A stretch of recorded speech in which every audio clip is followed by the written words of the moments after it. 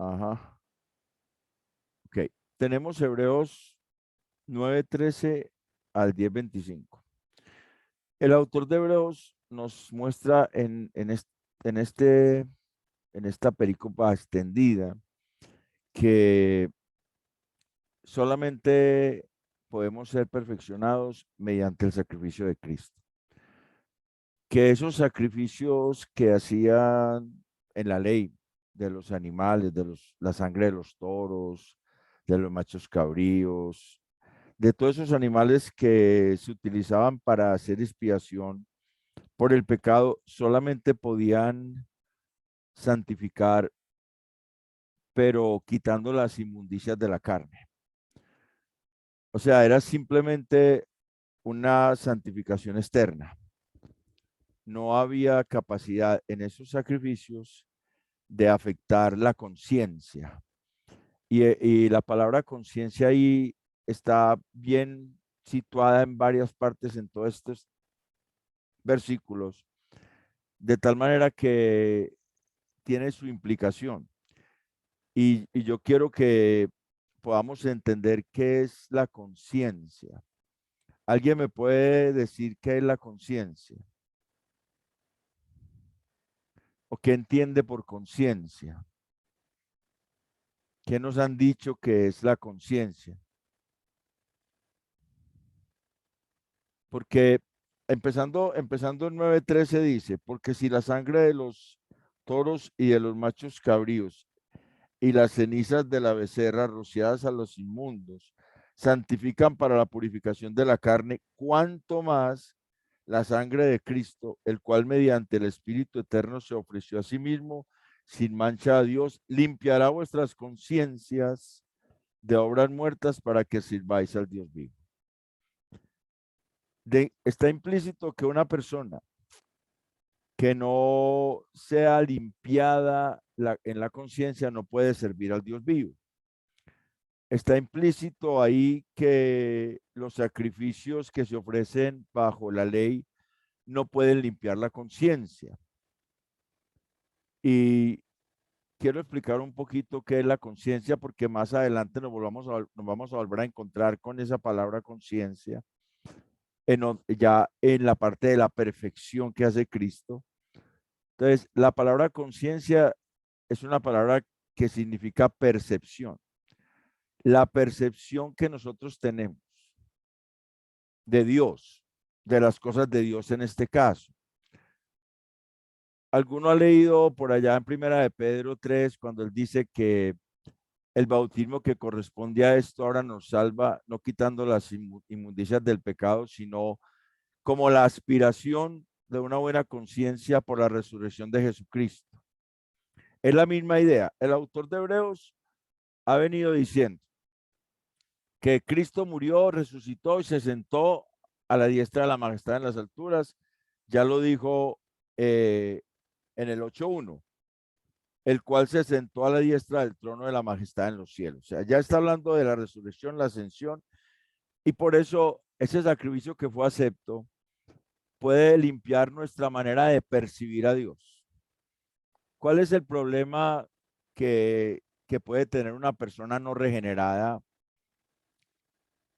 que todavía percibe a Dios con miedo? Todavía percibe a Dios cuando falla, todavía percibe a Dios como un Dios vengador que viene a ejecutar juicio sobre esa vida, porque no ha creído realmente a la obra de Cristo.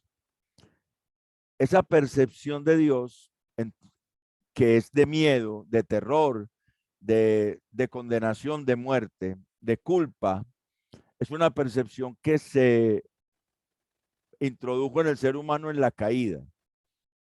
Cuando Adán y Eva pecaron, ellos lo primero que hicieron fue esconderse de Dios, porque tuvieron miedo, se avergonzaron porque estaban desnudos, empezaron a percibir a Dios ya no como un amigo, sino como alguien que venía a ejecutar juicio.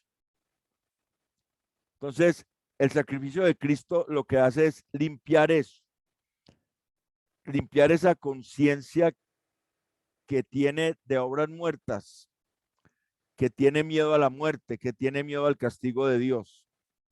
Eso es lo que hace el sacrificio de Cristo, que no puede hacer el sacrificio de esos animales en el Antiguo Testamento. Entonces, si una persona todavía, cuando falla, tiene miedo a la condenación, esa persona no ha conocido realmente lo que implica el sacrificio de Cristo para su vida. No es que nosotros estemos hablando de fallar deliberadamente, no. Pero cuando fallamos, nosotros tenemos algo que es la seguridad de que Cristo pagó por nuestros pecados, por nuestras faltas, y que Dios nos ve a nosotros con buenos ojos a través de Cristo.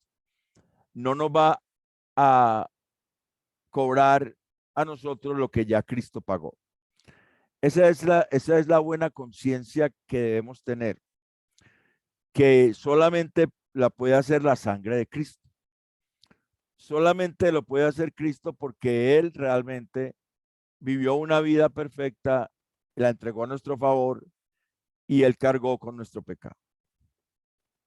De hecho, los animales que se sacrificaban en el Antiguo Testamento, el autor de Hebreos empieza a decir, cada momentico está diciendo en Hebreos 9 del 13 en adelante, que si esos animales pudieran hacer perfectos, esos sacrificios pudieran perfeccionar, entonces ya no habría más conciencia de pecado en aquellos que practican esos rituales.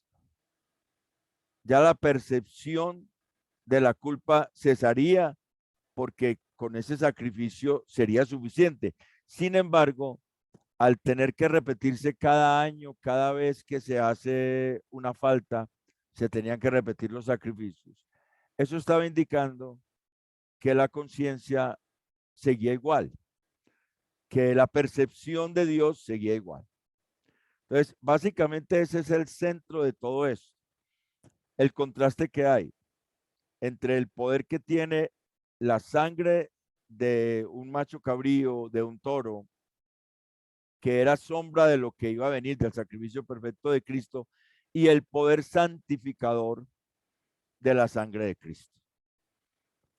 La sangre de Cristo nos limpia de conciencia de obras muertas, de la percepción de obras muertas, de mirarnos nosotros como culpables delante de Dios sabiendo que hemos sido perdonados.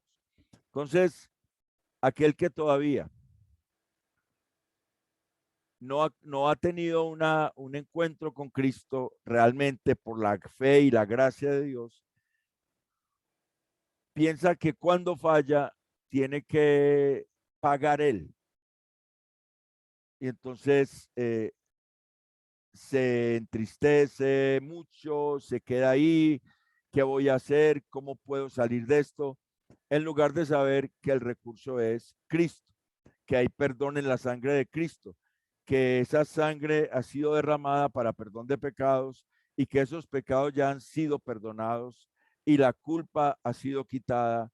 Entonces la persona puede seguir, obviamente, reconciliándose con Dios a través de Jesucristo, no a través de un montón de obras, que es la manera como se distingue, porque tanto el que ha sido regenerado como el que no ha sido regenerado, de alguna manera peca. ¿Cierto? Tenemos que entender que la misma Biblia dice que si decimos que no tenemos pecado, le hacemos a él mentiroso. Primera de Juan 1, 8, 9. Y la verdad de Dios no está en nosotros. Entonces, el asunto es cómo asumimos nosotros nuestras faltas. Las tomamos para nosotros como si fueran unas faltas que nos alejaron ya de Dios, que nos sacaron de la salvación, que ya por eso Dios nos está mirando mal, o entendemos que Cristo pagó por esas faltas. Y entonces, al reconciliarlo con Él, seguimos en ese camino con Él. Obviamente, cada vez será menor el pecado. Cada vez habrá pecados puntuales, cada vez menos, pero se necesita tener seguridad de ese perdón que se ganó en la cruz del Calvario y por la resurrección de Cristo. Es toda la obra de Cristo, es lo que el autor nos está diciendo y le está diciendo a los primeros lectores. Acuérdese que ellos estaban pensando en volver atrás, en volver a los ritos del judaísmo, en volver a justificarse por los sacrificios de animales. Y el autor les está diciendo, mire, esos sacrificios de animales, ustedes van a hacer, si vuelven allá, van a estar haciendo sacrificios día tras día, vez tras vez, año tras año, mientras que el sacrificio de Cristo fue perfecto y fue una vez para siempre. Hebreos 9:26, ¿cierto? Una vez para siempre. Él se presentó a sí mismo como el sacrificio perfecto por los pecados de su iglesia una vez para siempre. Entonces, ese es el contraste entre el poder que había en la sangre de los sacrificios de animales y el poder que hay en la sangre de Cristo. Ese es el contraste. Si nosotros entendemos que Él se entregó una vez para siempre, que derramó su sangre preciosa por su iglesia para santificarla, para perfeccionarla, para que su iglesia siga adelante. Entonces tenemos que saber que nosotros cuando fallamos lo tenemos a Él. Tenemos ese beneficio. No es que su sangre entonces ya no nos limpia, nos sigue limpiando. En Él tenemos perdón de pecados por su sangre. Eso es lo que es la conciencia. La conciencia es la manera como nosotros percibimos a Dios. Antes de pecar, Adán y Eva lo percibían como amigos. Después de pecar, lo percibieron como un enemigo. Cuando Cristo viene y restaura, la iglesia debe percibir a Dios como amigo. Debe percibir a Dios como alguien que quiere lo mejor para la iglesia, que quiere lo mejor para la vida del creyente. Si todavía hay dudas en eso, es necesario fortalecer la fe. ¿Por qué? Porque puede haber todavía algo de obras propias en la salvación. Querer añadirle a la salvación nuestras propias obras, lo cual es solamente interrumpir la salvación perfecta que el Señor hizo por gracia. En eso que está planteado en Hebreos 9, del 13 al 28, el autor de Hebreos también nos dice que el sacrificio de Cristo nos garantiza la herencia eterna. Si usted mira aquí en Hebreos 9:15, así que por esto es mediador de un nuevo pacto, para que interviniendo muerte para la remisión de las transgresiones que había bajo el primer pacto, los llamados reciban la promesa de la herencia eterna. Y nos dice que esa promesa se recibe porque hay una muerte del testador. Entonces, la herencia solamente se hace efectiva cuando el testador muere. El testamento solamente es válido cuando el testador muere. Eso nos está garantizando a nosotros que tenemos una herencia. Entonces, la sangre de Cristo nos garantiza la limpieza de nuestra conciencia, nos garantiza que tenemos una herencia y también nos garantiza que nuestro juicio ya fue efectuado, el sacrificio de Cristo.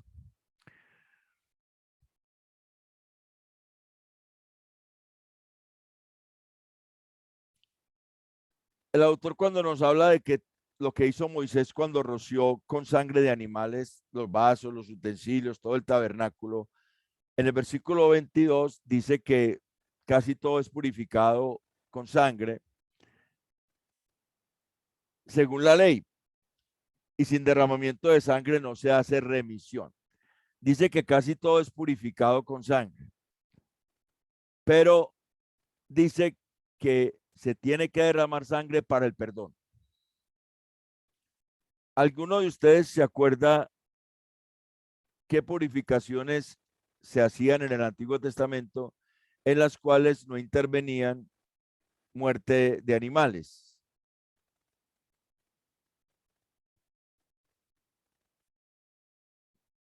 Él dice en el versículo 9:22, y casi todo es purificado según la ley con sangre, y sin derramamiento de sangre no se hace remisión o perdón.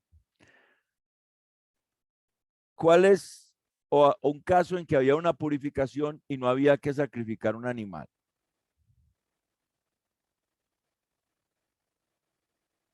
Para la purificación, sino que había que lavarse con ciertas veces con agua, presentarse donde el sacerdote. Hay unas Por enfermedades, ejemplo, sí, sí, por ejemplo, para el leproso, eso, habían unas enfermedades como la para, lepra, que lo que mandaban era que la persona se lavara con un agua y que se lavara tantos días para purificación de esa enfermedad. Pero cuando se trataba de un pecado que exigía perdón, siempre había que sacrificar un animal. ¿Sí? Eso es lo que está diciendo el autor de Hebreos. O sea que la sangre siempre ha tenido desde el Antiguo Testamento y en el Nuevo Testamento el poder de ser facilitadora del perdón o mediadora del perdón o instrumento del perdón delante de Dios. Y eso está desde antes de la ley, ¿cierto? ¿Qué es lo primero que Dios hace cuando Adán y Eva los ve que están cubiertos con unas hojas? ¿Qué es lo que Dios hace? Les cose, mata animal, un animal, ok, les cose Dice que les hizo vestidos de pieles, o sea de que piel. tuvo que haber sacrificado animales para vestirlos. Tuvo que haber sacrificado animales para vestirlos a ellos, con pieles.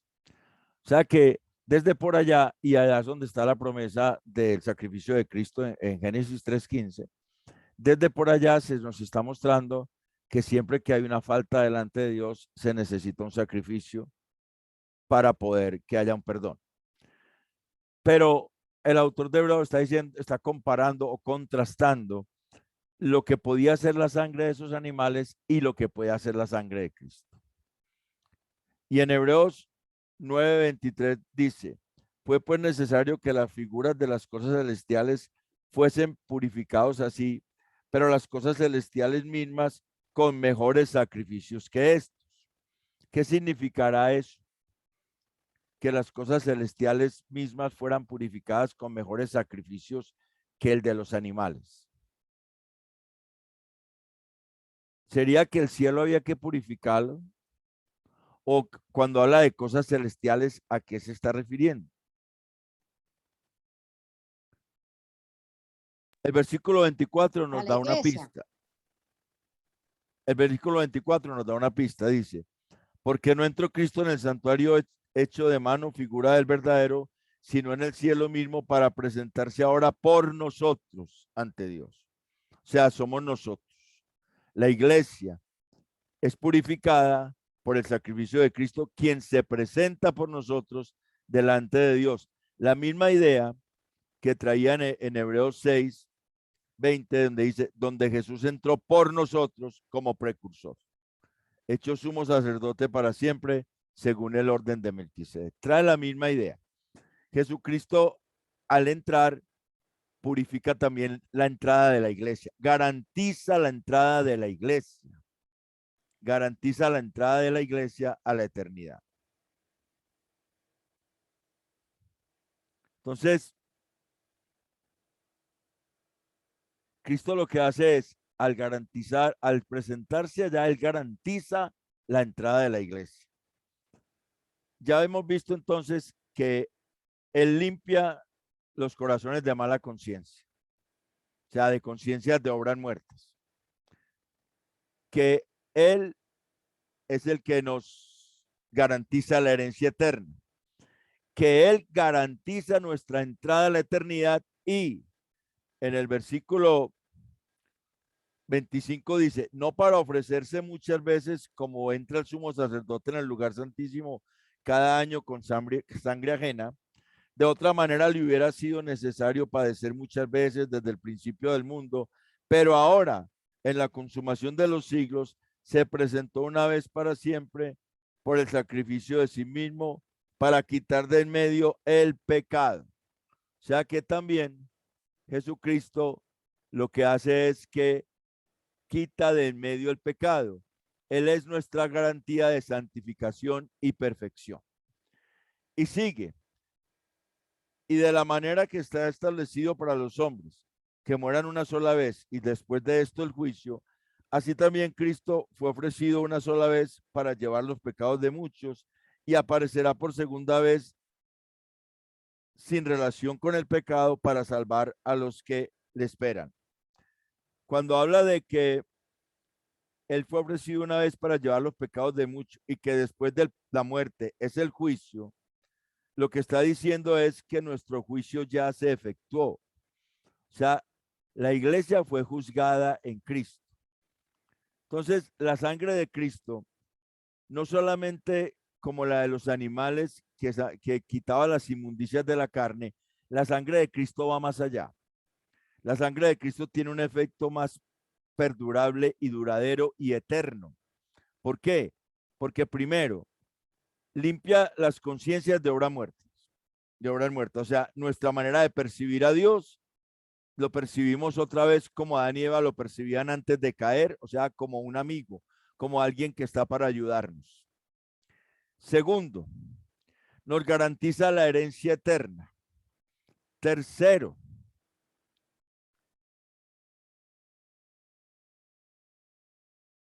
nos garantiza nuestra perfección y santificación, o sea, que vamos a entrar allá. Nos garantiza también que el pecado ha sido quitado, o sea, que el pecado ya no nos domina, y nos garantiza también que hemos sido juzgados en él. Entonces, queda absolutamente demostrado por el autor de Hebreos que la sangre de Cristo es totalmente superior a la sangre de los animales. ¿Cómo aplicamos esto a nuestras vidas? Cuando nosotros todavía no conocemos realmente a Dios, no hemos tenido un encuentro personal con Cristo, y hablo de personas que van a las iglesias, y estas personas piensan que a través de rituales externos pueden agradar a Dios, están en la misma situación que estaban los judíos después de haber venido Cristo, que seguían justificándose por los sacrificios de animales. Porque no ha habido un cambio, una transformación de la estructura de pensamiento, de la estructura mental, de la estructura que rige al ser humano, de toda la parte interna del ser humano, del yo interior. No ha habido un cambio, sino que simplemente hay pañitos de agua con los cuales se pretende agradar a Dios. Yo no sé, yo conozco personas que van a todos los cultos, no se pierden vigilia ni ayunos, hay reuniones de oración en cualquier parte y allá están, hay campañas y allá van, pero sus vidas siguen siendo vidas que no muestran la transformación de Dios en ellos. O sea que están tratando de agradar a Dios por obras externas y no han conocido realmente la santificación de Dios por la obra de Cristo. Eso puede estar pasando en medio de muchos hogares, puede estar pasando en muchas partes. ¿Por qué? Porque las personas no han tenido un encuentro con Cristo. El autor de Hebreos está afianzando a la audiencia para que mire la superioridad de Cristo aún en su sacrificio. Su sacrificio es absolutamente superior a los sacrificios de los animales que se hacían en el Antiguo Testamento y que eran simplemente una sombra de ese sacrificio perfecto.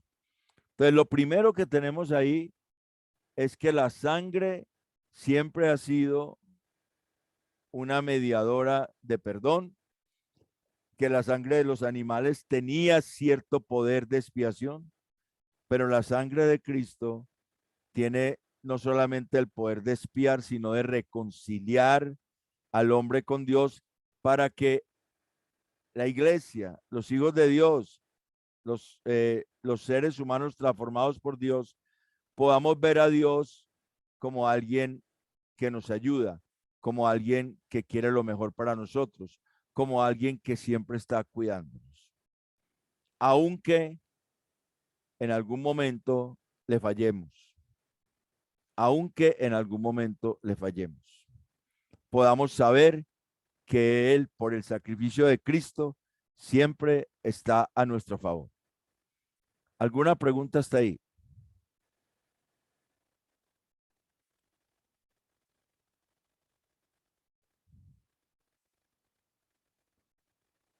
Mi hermano, Sí, cuéntame.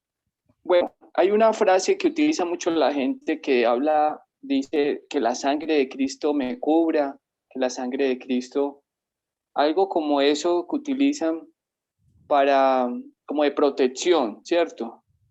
Eh, ¿Eso está bien o está mal, mi hermano, de acuerdo con lo que vimos?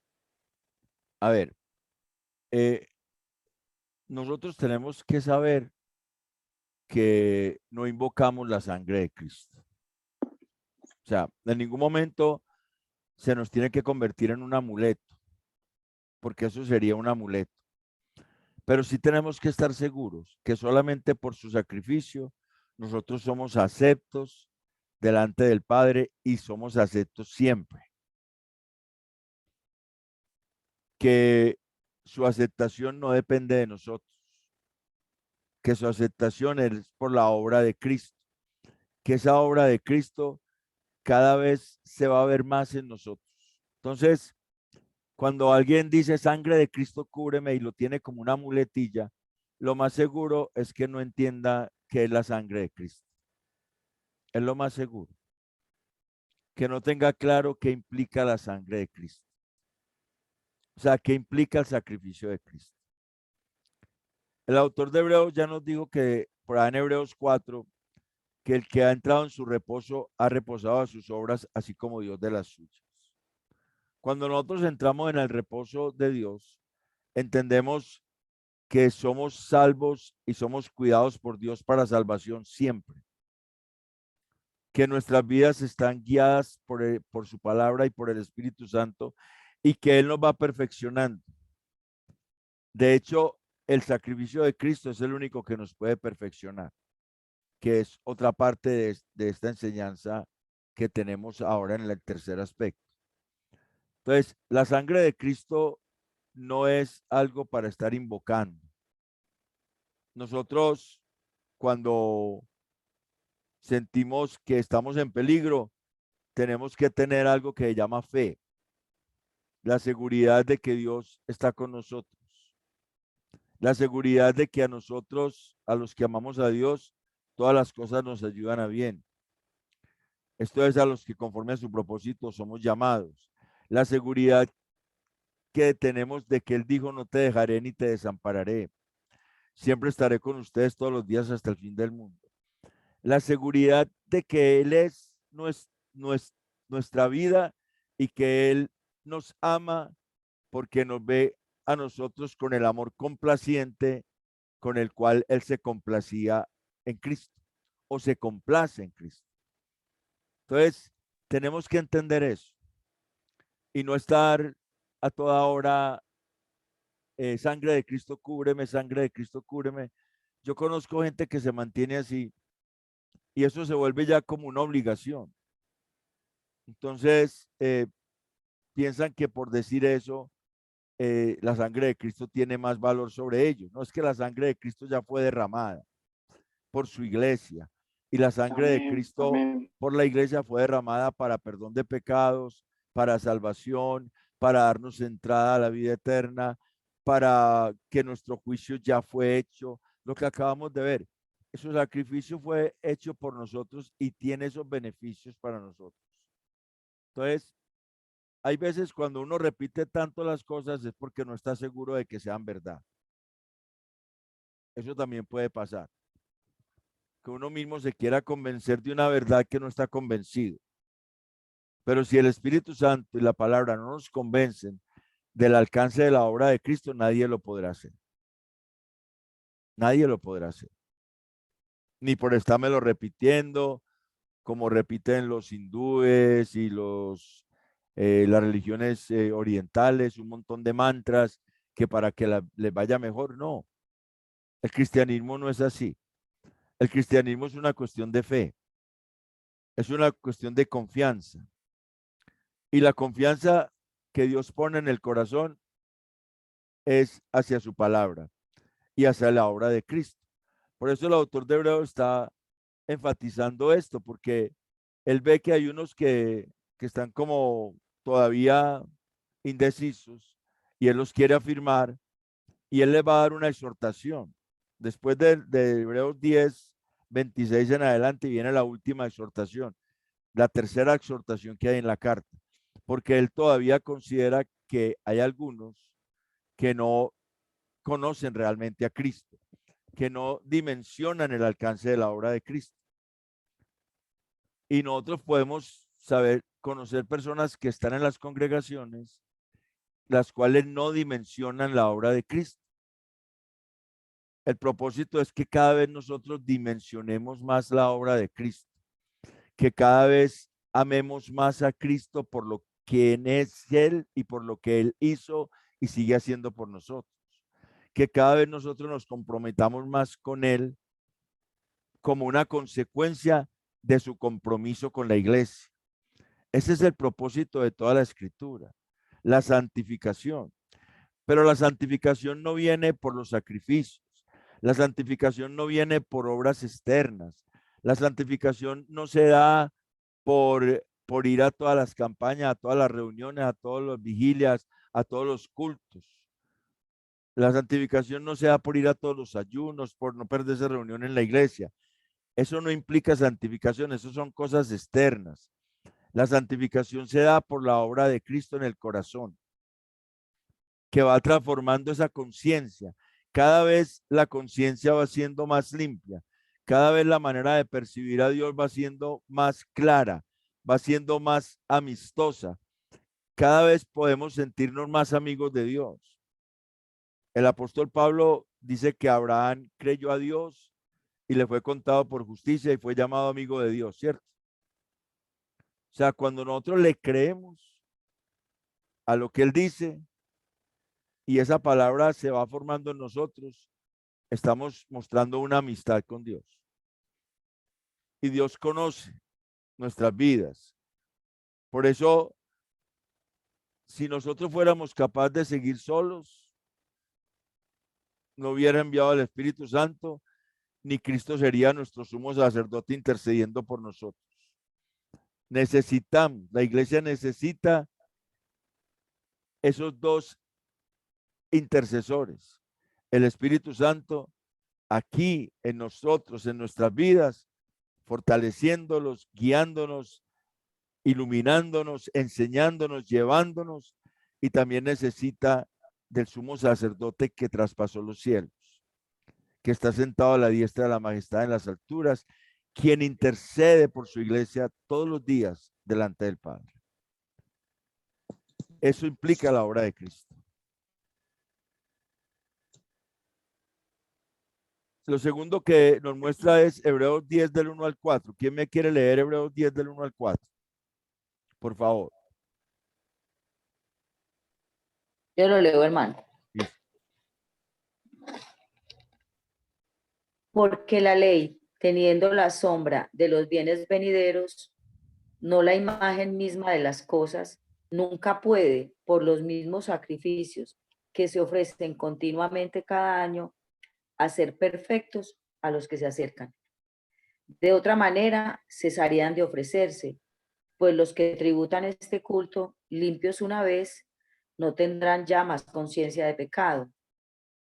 Pero en estos sacrificios cada año se hace memoria de los pecados, porque la sangre de los toros y de los machos cabríos no puede quitar los pecados. Otra vez aparece ahí la palabra conciencia, ¿cierto? Otra vez aparece la palabra conciencia en el versículo 2. De otra manera, cesarían de ofrecerse, pues los que tributan este culto limpios una vez no tendrían ya más conciencia de pecado. O sea, no se percibirían más pecadores, si el sacrificio de un animal les pudiera quitar el pecado. Entonces, el autor nos está mostrando unas razones por las cuales la ley o esos sacrificios de la ley no nos pueden perfeccionar. La primera razón es porque la ley sigue teniendo la sombra de los bienes venideros. Ahí dice, porque la ley teniendo la sombra de los bienes venideros, y ese verbo teniendo está en un participio presente, o sea, sigue teniendo, sigue siendo, sigue demostrando la sombra. La ley no muestra realmente, no trae realmente el conocimiento de Dios, sino que muestra un conocimiento que había de venir.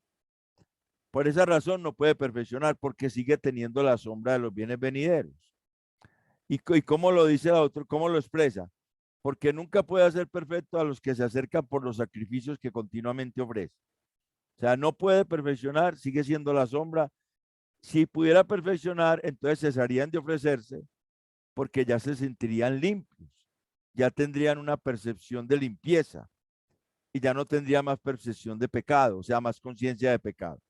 Otra razón, porque estos sacrificios recuerdan el pecado.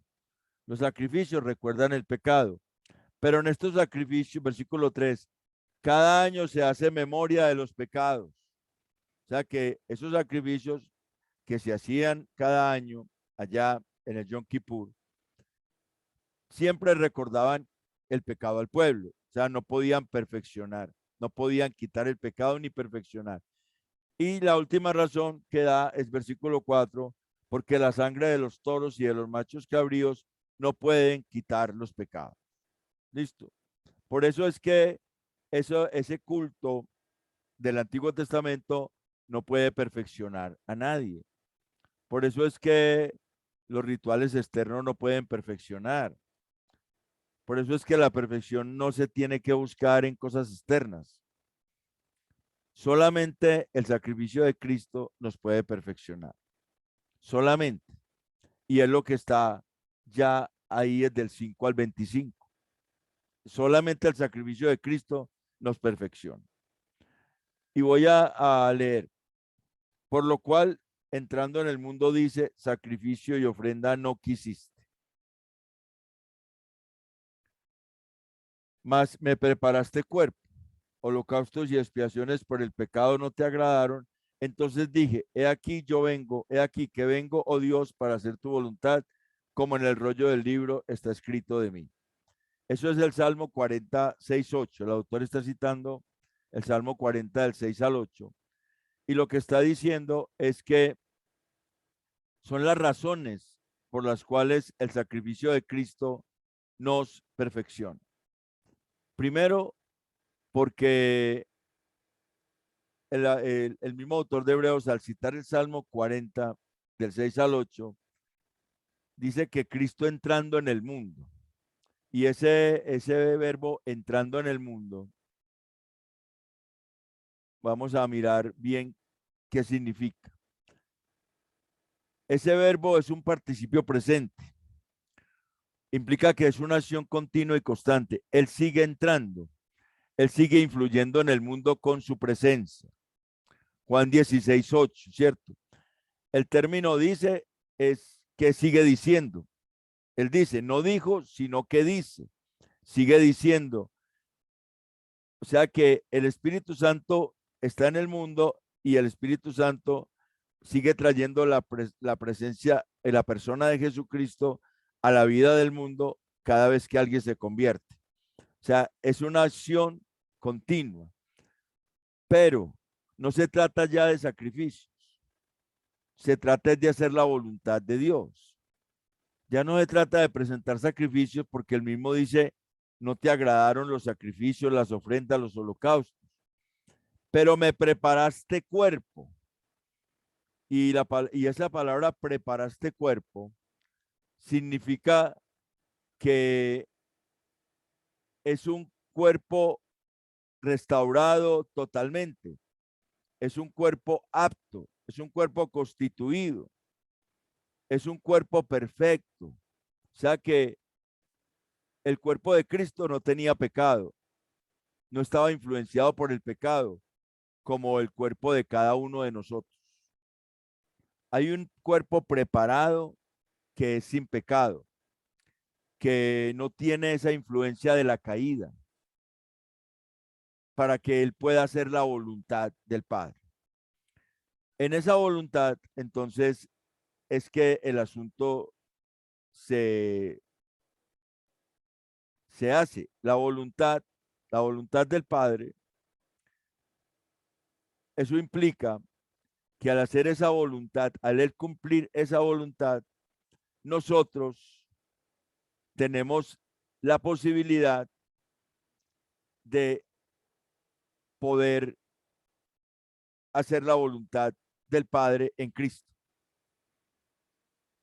No tendríamos la posibilidad de hacer la voluntad de Dios si no fuera porque Cristo hizo esa voluntad perfecta, esa voluntad que agrada a Dios. Entonces, el autor de Hebreos ya concluye, hay que quitar lo anterior para poner lo nuevo. Diciendo primero, sacrificio de ofrenda y holocausto y expiaciones por el pecado no quisiste, ni te agradaron, las cuales cosas se ofrecen según la ley, y diciendo luego, he aquí que vengo Dios para hacer tu voluntad. Quítalo primero para establecer esto último. O sea, el versículo 9. Ya la santificación no se hace por presentar sacrificios. La santificación de la iglesia no se da por los rituales que la iglesia practique. La santificación de la iglesia no se da por las obras que la iglesia haga. La santificación de la iglesia se da porque la voluntad de Dios fue cumplida en Cristo y la iglesia es llamada a cumplir esa voluntad. En esa voluntad nosotros somos santificados mediante la ofrenda del cuerpo de Cristo hecha una vez para siempre. En esa voluntad somos santificados. Y el autor empieza a explicar la diferencia que hacían los sacerdotes levíticos, que ofrecían cada día los mismos sacrificios, y que Cristo se ofreció una vez para siempre por los pecados y se ha sentado a la diestra de Dios, esperando a que sus enemigos sean puestos por estrado de sus pies. Y enseguida dice, porque con una sola ofrenda hizo perfectos para siempre a los santificados, versículo 14. Entonces no solamente santifica, sino que perfecciona. ¿Cuál es el asunto con eso de hizo perfectos? Hizo perfectos es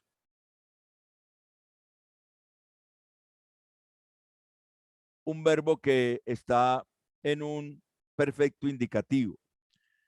Significa que es un perfecto presente.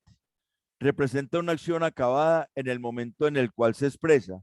Sin embargo, lo propio del tiempo perfecto es expresar la continuación de dicha acción, por lo cual es una combinación de acción puntual y acción durativa.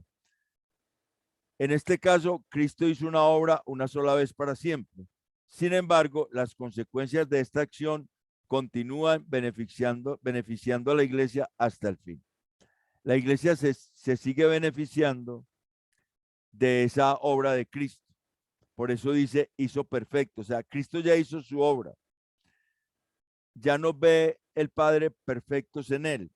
Sin embargo, esa obra continúa hasta que Él venga. La iglesia sufrirá, será beneficiaria,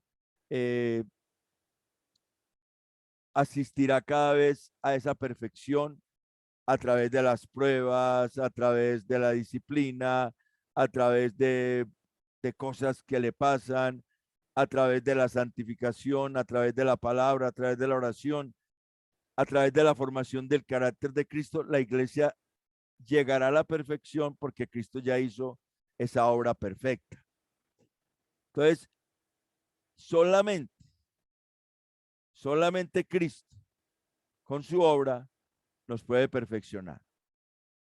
Solamente Él con su obra nos puede perfeccionar. Nos hace perfectos para siempre por su sacrificio. Y nos da la garantía de que Él se sentó a la diestra de Dios, que su sacrificio fue acepto, que Él está sentado a la diestra del Padre, que Él logró derrotar a la muerte, que Él logró quitar todos los enemigos que estaban contra la iglesia y están bajo sus pies, que Él es el Señor sobre todas las cosas y que su iglesia va siendo perfeccionada a través de ese sacrificio de Él. Entonces, nosotros tenemos que empezar a pensar diferente, que nuestras obras no las hacemos para alcanzar un grado de santificación o un grado de perfección. Las hacemos porque Cristo alcanzó una perfección y una santificación para nosotros, como consecuencia de lo que Él hizo y de la obra que Él hace en nosotros. La iglesia actúa en esa línea.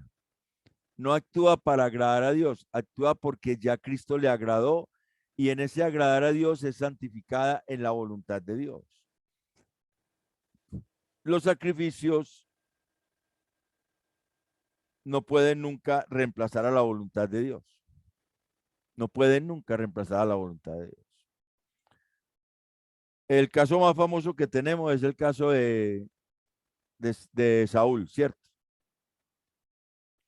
El caso de Saúl, que empezó a hacer los sacrificios antes de que llegara Samuel y no obedeció la orden del profeta, que era el instrumento de Dios para él. Y Samuel le dijo que Dios se agradaba más de la obediencia que de los sacrificios. Entonces, nosotros podemos hacer sacrificios, así consideremos que tenemos que hacer sacrificios. Nosotros podemos hacer sacrificios, o todos pueden hacer sacrificios.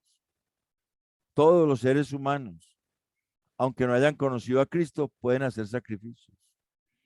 Pero solamente quienes hemos conocido a Cristo podemos obedecer a Dios cada día y hacer su voluntad. Y ese es el sello de la perfección. Eso es lo que implica perfección, que la voluntad de Dios se haga en nosotros. Esa es la verdadera perfección de la iglesia, la madurez de la iglesia, la madurez del pueblo de Dios, que pueda el pueblo de Dios caminar con Dios. ¿Cuál es el problema que hay hoy y por qué la iglesia no está impactando al mundo? Y no hablo de una congregación en especial, hablo de la iglesia en general. ¿Por qué la iglesia no está impactando al mundo? Porque el mundo no está viendo diferencia entre la manera de comportarse de la iglesia y la manera de comportarse del mundo. No hay mucha diferencia hoy en día. Cuando se habla de santificación en varios lugares, la gente no vuelve. Cuando se confronta con el pecado, la gente no vuelve. Es más, hoy hablaba con un hermano que me llamó, un hermano que hacía tiempos no oía su voz, y me dijo que estaba muy triste porque en la iglesia donde estaba habían pintado todas las paredes de negro y habían puesto unos bombillos verdes y esas luces intermitentes en la alabanza y un montón de cosas, o sea, haciendo un montón de espectáculo para que la gente se amañe, metiendo el mundo dentro de la iglesia para que la gente se amañe. Nosotros tenemos que tener cuidado con eso, porque la santificación no está por hacer un montón de cosas. La santificación no viene por eso. La santificación viene por saber que Cristo hizo la voluntad de Dios y que en esa voluntad Él nos santifica y nos perfecciona, y creerle a Él y saber que su palabra santifica y saber que la obediencia vale más que cualquier sacrificio, que cualquier obra que hagamos. Obviamente, el creyente va a obrar de acuerdo a la voluntad de Dios, pero no va a obrar para ser santificado, sino que va a obrar porque cada día es siendo santificado, cada día está siendo santificado. Eso es diferente. Hoy en día se confunden las cosas. Las iglesias arman programas para que la gente se sienta cómoda, para que la gente no se vaya, para que la gente se amañe. Pero esos programas no están permeados por la palabra de Dios. Lo que se escucha en esos programas son puras recomendaciones de corte psicológico. No verdaderamente la palabra de Dios expresada desde la Biblia, sino acomodada a ciertos pensamientos. Y eso es muy diferente, porque santifican la palabra, porque Cristo hizo la voluntad del Padre precisamente. En esa voluntad somos perfeccionados cada día en esa voluntad de Dios. Y eso se llama gracia, eso es lo que se llama gracia. La influencia de Dios en el corazón del hombre que se ve en la vida, que se refleja en la vida. Dios obrando a través de seres humanos transformados por Cristo. Eso es gracia. Y esa gracia no depende de obras humanas, sino únicamente de la obra de Cristo Jesús en nuestras vidas. La epístola a los Hebreos nos tiene mucho que hablar a nosotros. El Espíritu Santo nos atestigua esto, ¿cierto? Que con una sola ofrenda hizo para siempre perfectos a los santificados. Y versículo 15, y nos atestigua lo mismo el Espíritu Santo, porque después de haber dicho, este es el pacto que haré con ellos después de aquellos días, dice el Señor, pondré mis leyes en sus corazones y en su mente las escribiré. Es interesante qué significa eso. Pondré mis leyes en sus corazones. Uno podría parafrasear así, pondré mis regulaciones dentro de sus mismas estructuras mentales. Y en su mente las escribiré, las podría parafrasear y las grabaré sobre sus mismos intelectos. Porque la palabra escribir también se traduce grabar sobre. Es como algo que se graba sobre una superficie. En este caso, la mente, el intelecto. Pero esas regulaciones de Dios, esas palabras de Dios, han sido puestas dentro de la misma estructura mental de la iglesia. O sea, la iglesia ha recibido un nuevo corazón y una nueva mente por la obra de Cristo. Por eso es que es santificada. No podía ser santificada si no hubiera sido transformada en su conciencia y haber recibido esa nueva estructura mental y esa nueva manera de pensar. Por eso es que en 1 Corintios 2:16 se nos dice que nosotros tenemos la mente de Cristo. Tenemos la capacidad de percibir las cosas como Cristo las ve, como Dios las ve. Eso es santificación. Cuando podemos entender que Dios ve algo malo y nosotros saber que eso es malo. Entenderlo, estar claros que eso es malo. Cuando Dios dice que porque que es malo que un hombre y una mujer cohabiten sin estar casados, nosotros entendemos que eso es malo, pero mucha gente no lo entiende así. El mundo no lo ve así y aún hermanos en la iglesia llevan años, 20, 30 años viviendo con una persona y son creyentes y no se han querido casar. No que no se han podido, sino que no se han querido, porque parece que no fuera problema. Hay falta de santificación. Cuando nosotros vemos que decir una mentirita piadosa es malo y otras personas dicen, no, eso no importa, una mentirita ahí, no, eso no importa. Sí importa. La palabra de Dios dice que la mentira, que el padre de mentira es el diablo. O sea que decir una mentira es seguirle el cuento al diablo, pero eso no lo ve la persona que no conoce a Cristo, que no ha sido transformada en su manera de ver las cosas. Cuando a usted le devuelven más y usted se queda callado y dice, ah, qué bendición. No. Usted tiene que decir, mira, me devolviste más. Qué pena, te equivocaste a favor mío. No te tumbes, mira, te devuelvo lo que es. seamos justos. Pero eso no está como muy arraigado en las iglesias, en las personas. Cuando cuentan chistes verdes, cuando ven programas obscenos, cuando oyen música que tiene mensajes contra Dios, aún en las alabanzas, y no se dan cuenta.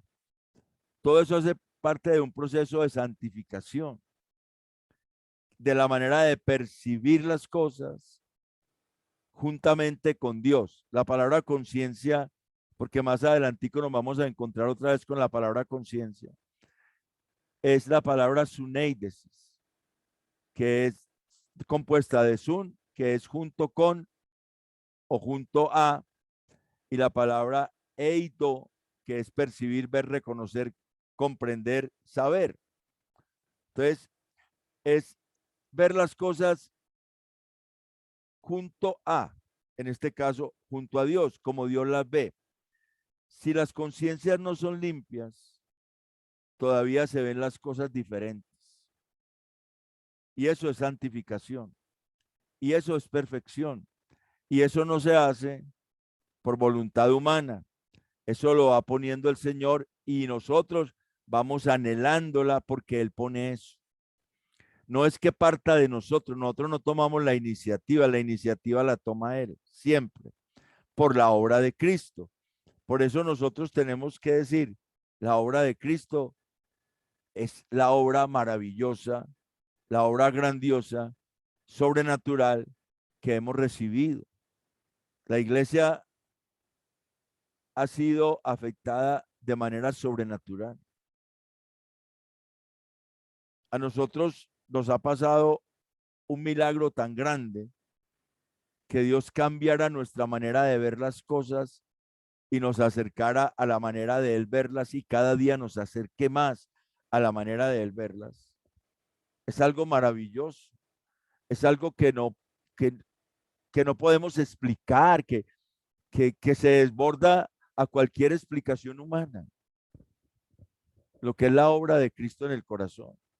Por eso me duele ver personas legalistas que piensan que porque tienen el cabello de una manera, el vestido de una manera, que no se hacen ciertos adornos, que por eso Dios se agrada de ellos, porque eso son obras externas.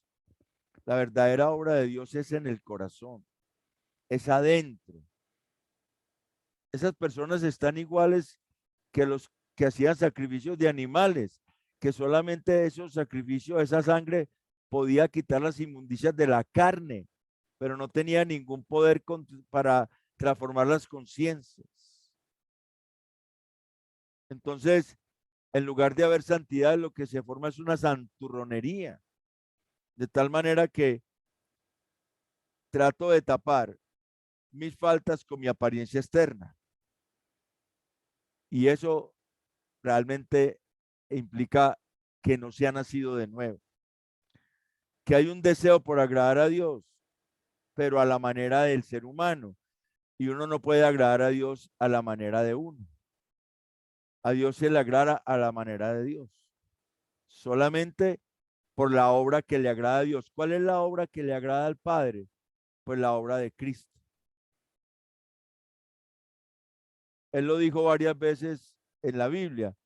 Este es mi Hijo amado, en el cual me complazco.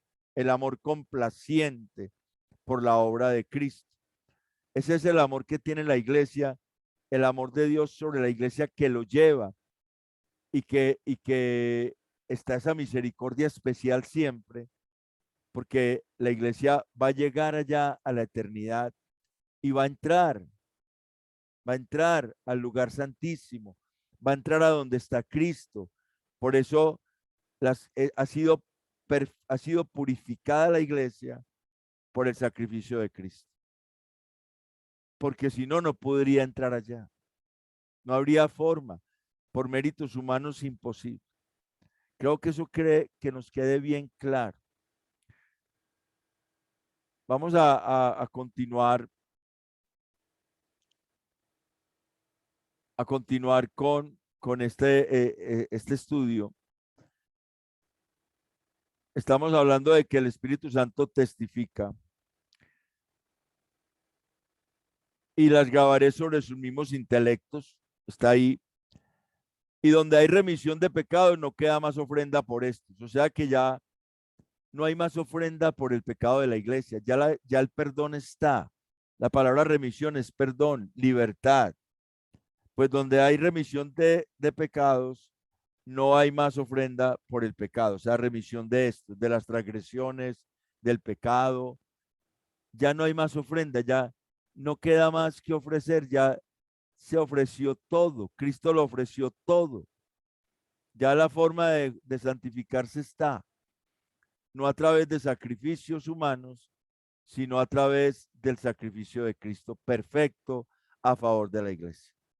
Ahora, en el de Hebreos 10, 19 al 25, se nos van a mostrar del 19 al 21 unos beneficios que conducen a nuestra santificación y perfección. Unos beneficios. Primero, tenemos libertad para entrar en el lugar santísimo. Somos amigos de Dios. Ojo con esa traducción. Les voy a leer la traducción de la que tiene la traducción en el lenguaje actual, cuando habla de que teniendo libertad para entrar al lugar santísimo. La traducción del lenguaje actual dice: hermanos, la sangre que Jesús derramó al morir nos permite ahora tener amistad con Dios y entrar con toda libertad en el lugar más santo. O sea, nos permite mirar a Dios como un amigo. Nos permite mirar a Dios como un amigo por la obra de Cristo, según la traducción del lenguaje actual de ese versículo de Hebreos 10, 19. ¿Por qué? Porque ya no hay una mala conciencia hacia Dios, porque ya no tenemos a Dios como un enemigo al que le tenemos miedo, del cual nos escondemos porque no queremos que nos vea porque él puede castigar, sino que ya queremos acercarnos como si fuera un amigo. ¿Cuántos vemos a Dios como un amigo? ¿Cuántos vemos a Dios como un amigo? Al que no le tenemos miedo, sino un respeto reverente, una admiración grande, una adoración, porque es el Señor, pero al mismo tiempo es el Señor que está a nuestro favor por la obra de Cristo. Entonces, el beneficio primero que tenemos es ese. El beneficio primero que tenemos es que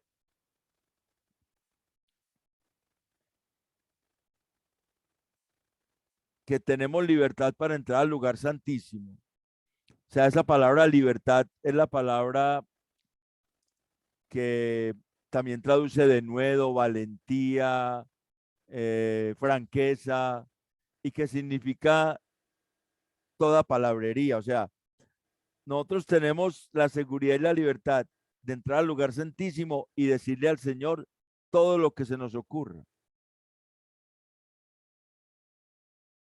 ¿Cuál es la diferencia con el sumo sacerdote levítico? ¿Cómo entraba al lugar santísimo el sumo sacerdote levítico? Al lugar santísimo allá en el tabernáculo o en el templo. ¿Cómo entraba el sumo sacerdote levítico? Con temor. Lo tenían que amarrar con un lazo. Ajá. Le ponían unas campanillas para que él la sonara si quedaba vivo. O sea, que entraba con miedo. Y entraba una vez al año. Entraba una vez al año, pero entraba con miedo. Y con mucho cuidado que iba a hablar con Dios. Tenía que cuidar sus palabras. Porque cualquier cosa que dijera que no le agradara a Dios caía muerto ahí. Pero nosotros tenemos una libertad de entrar, que esa palabra parresía significa que podemos decir lo que queramos ahí, porque porque ya somos amigos de Dios, porque ya no tenemos miedo, porque Cristo Jesús entró por nosotros como precursor. O sea que nosotros entramos protegidos por Cristo Jesús. Nosotros entramos protegidos por Él al lugar santísimo. Tenemos una ventaja. Por eso Hebreos 13:10 dice que nosotros tenemos un altar del cual no tienen derecho a participar los que viven en el tabernáculo, los que participan en el tabernáculo. O sea, los que todavía están pegados de la ley. No tienen el privilegio que tiene la iglesia, el beneficio de que puede entrar al lugar santísimo, de que puede entrar al lugar santísimo por la sangre de Jesucristo, por el camino nuevo y vivo que Él nos abrió. Y quiero que esa palabrita abrió, la miremos. Esa palabrita abrió es muy interesante, porque esa misma palabrita, ese mismo término que figura ahí, que Él nos abrió, ese término está en Juan 10:22. ¿Alguien me busca Juan 10:22, por favor? El Evangelio según San Juan, capítulo 10, versículo 22.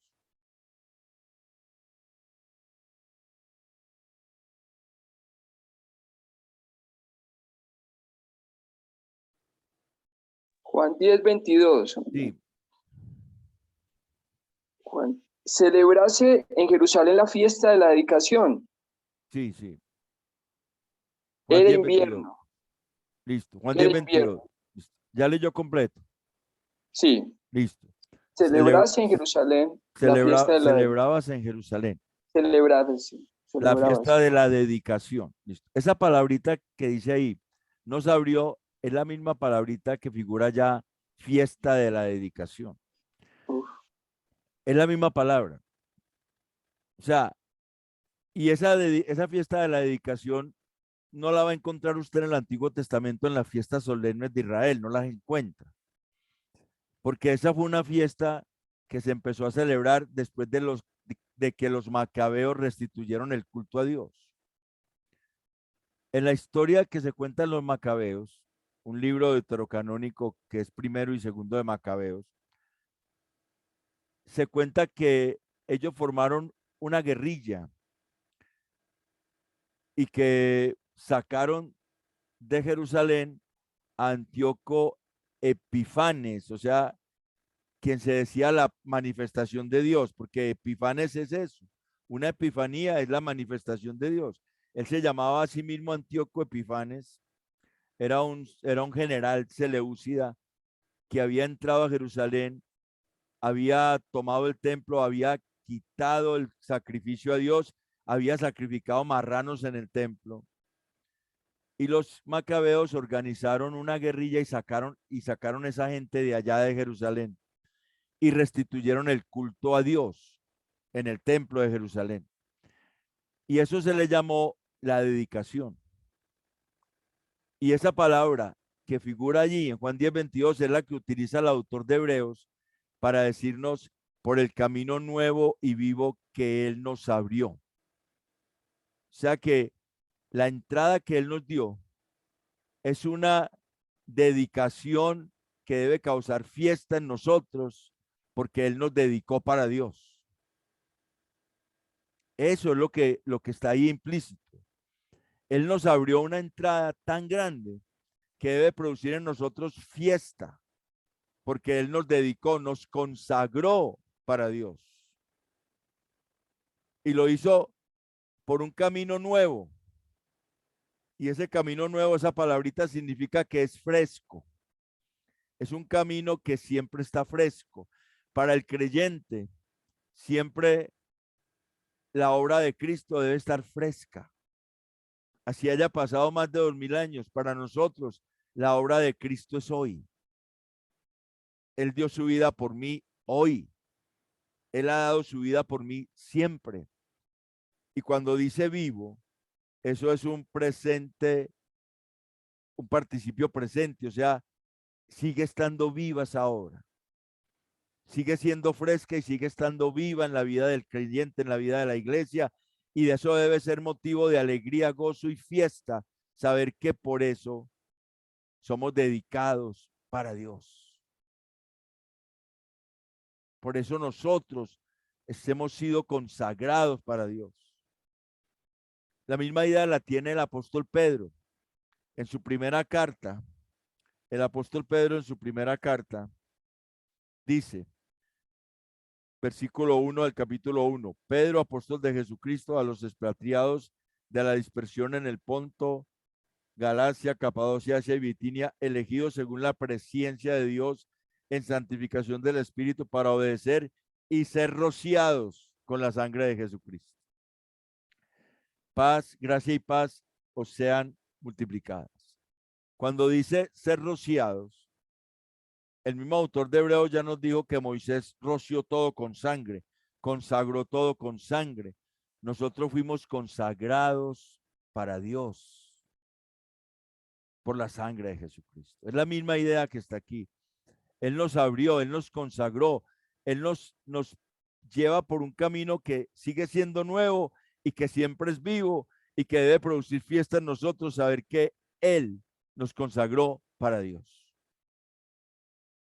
Ese es un beneficio que nosotros tenemos, que nos lleva hacia la perfección. Esos son beneficios que nos llevan a la perfección. Y también que seguimos teniendo un gran sacerdote sobre la casa de Dios.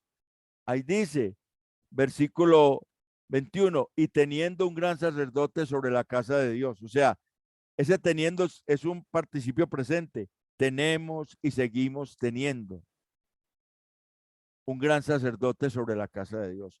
Son beneficios que nosotros tenemos que nos llevan a la perfección, que conducen a nuestra perfección.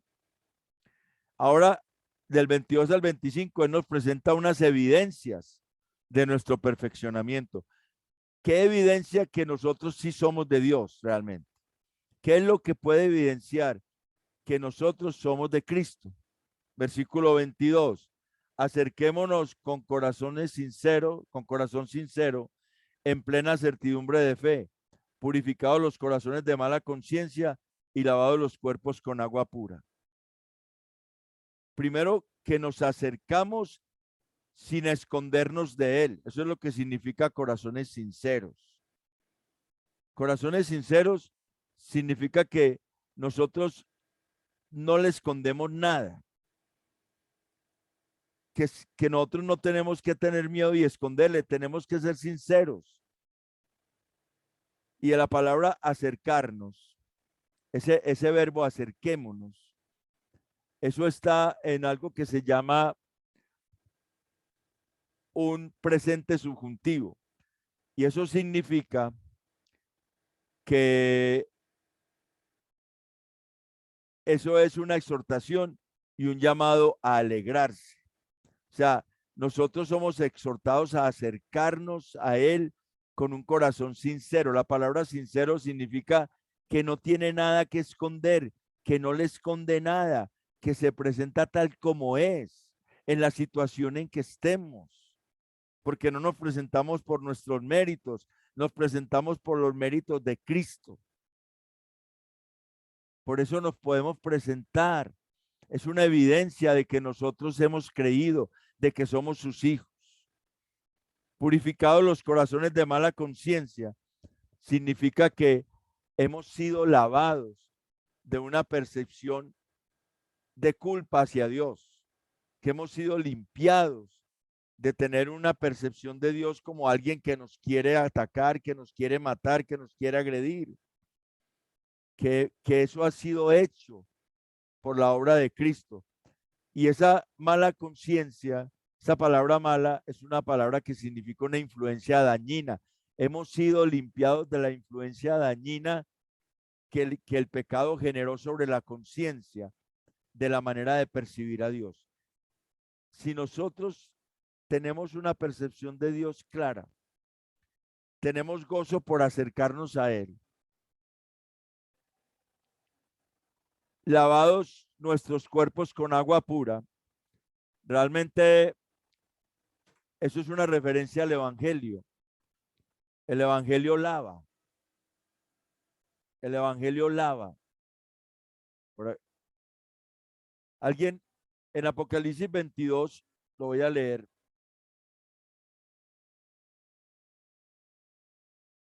Apocalipsis 22:1 dice: después me mostró un río limpio de agua de vida, resplandeciente como cristal, que salía del trono de Dios y del Cordero, en medio de la calle de la ciudad, y a uno y otro lado del río estaba el árbol de la vida, que produce 12 frutos, dando cada mes un fruto, y las hojas del árbol eran para la sanidad de las naciones. Ese río que salía del trono de Dios, de agua pura, es el evangelio. El evangelio lava. Nosotros hemos sido lavados por el evangelio, pero hemos sido sanados hemos tenido una limpieza dentro de nosotros, de la forma en que nosotros concebimos a Dios. Ya no lo vemos de forma dañina, ya no lo vemos como alguien que nos hace daño, sino como alguien que quiere hacernos siempre bien. Una música por ahí que me estaba estorbando. Entonces, eso son evidencias de que nosotros estamos siendo perfeccionados. Son evidencias de que nosotros estamos siendo perfeccionados. Nos acercamos a Él sin escondernos. Nos acercamos a Él en plena certidumbre de fe. Nos acercamos a Él con los corazones purificados de percepciones influenciadas por la maldad. Nos acercamos a Él lavados por el agua pura del evangelio.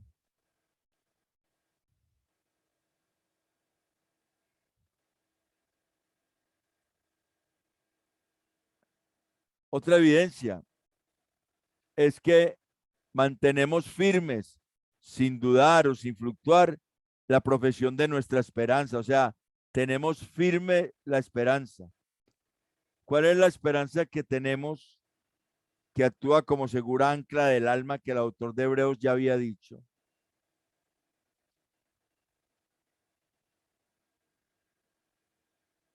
La esperanza que tenemos es que nosotros vamos a estar con Él, porque Él prometió. Mantendremos firmes sin fluctuar la profesión de nuestra esperanza, porque fiel es el que prometió. Otra evidencia es que nos consideramos unos a otros, o sea que nos importa lo que pase con nuestros hermanos. Nos acercamos al hermano para estimularlo al amor y a las buenas obras. Cuando estamos decaídos, también otros se nos acercan para estimularnos a seguir en el camino, a obrar bien. Y otra es no dejando de congregarnos como algunos tienen por costumbre. Es otra evidencia de que nosotros vamos en el camino de perfección.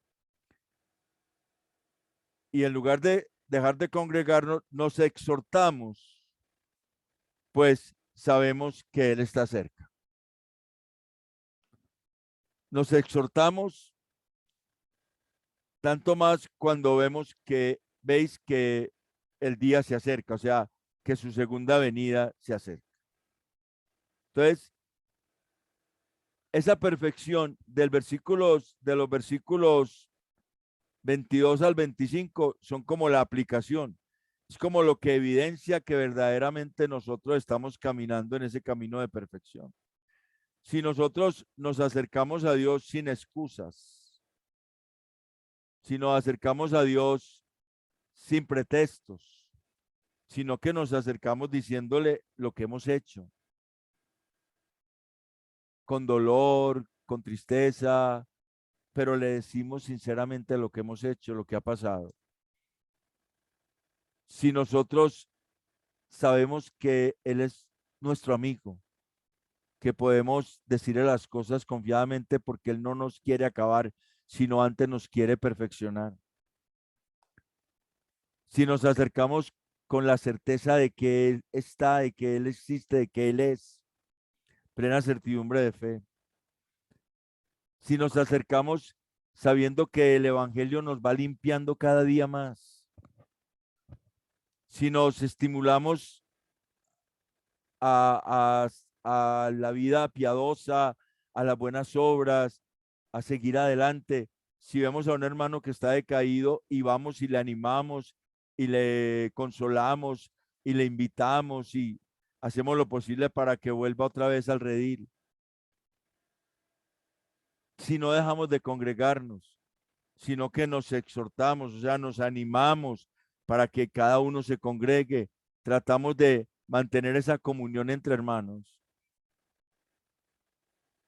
y estamos firmes en la esperanza que es estar con Él, sabiendo que Él viene.